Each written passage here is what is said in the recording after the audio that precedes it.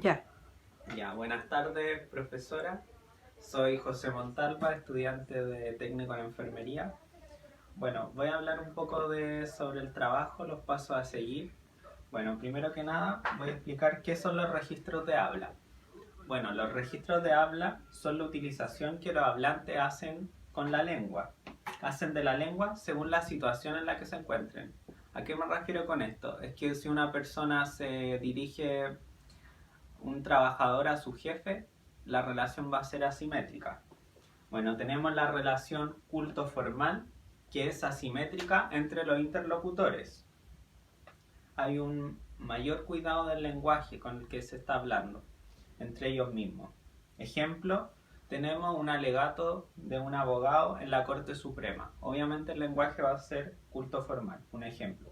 Y el lenguaje inculto formal, tenemos un trabajador que llegó hasta octavo básico y se tiene que dirigir a hablar con su jefe.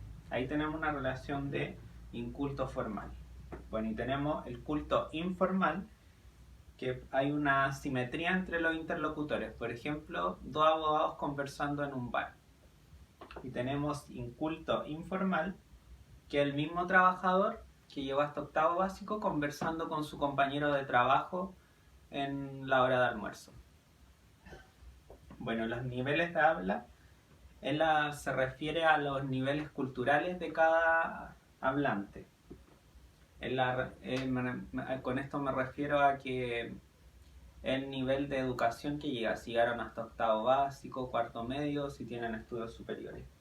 Bueno, y los registros de habla son la situación en la que se encuentran los hablantes.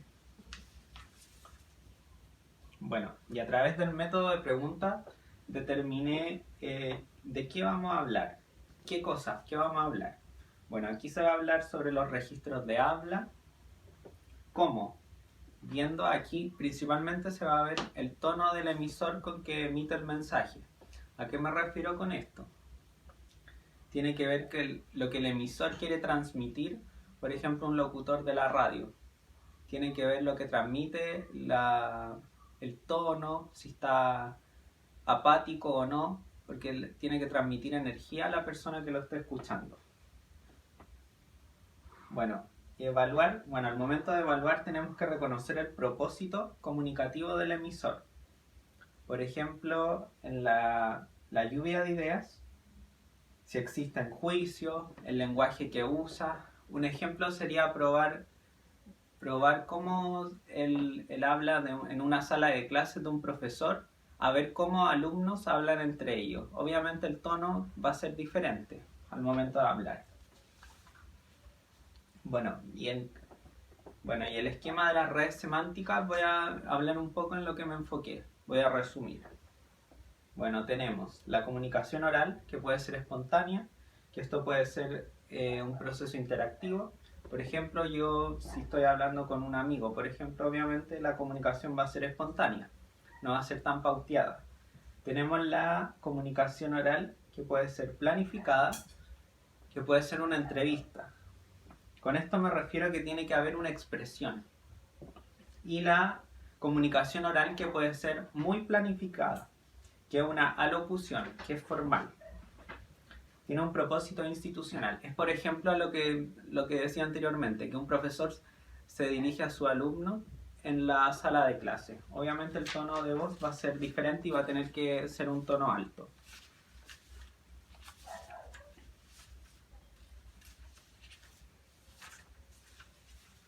Ya, bueno. Y para resumir, los actos de habla son importantes porque es como nos comunicamos nosotros con nuestros pares, con nuestros amigos, familiares, profesores. Y el tono de voz es sumamente importante, porque no es lo mismo una persona que está hablando con su amigo a un profesor, a un alumno que se está dirigiendo a su profesor. Obviamente la relación va a ser asimétrica, porque no está en la misma posición de educación. Bueno, y la comunicación humana es importante debido a que constantemente estamos empleando palabras, el uso del lenguaje no verbal a través de gestos y actitudes. Por ejemplo, los movimientos de las manos, eso es no verbal. con los gestos de la cara. Sin esto uno no podría expresarse con el entorno. Así que eso sería como lo principal del trabajo en lo que me enfoqué.